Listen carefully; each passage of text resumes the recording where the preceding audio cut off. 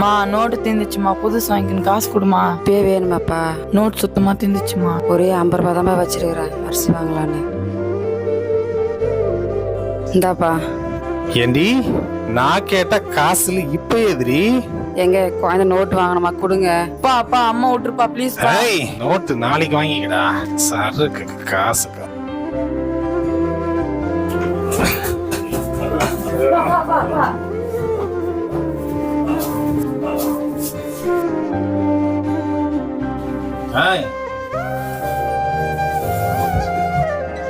மா பிள்ளைங்க தப்பு பண்ணா அப்பா கண்டிப்பாங்க, அப்பாவே தப்பு பண்ணா.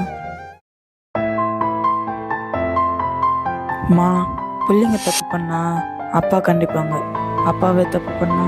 இனிமே இந்த தவறு நடக்காதுப்பா.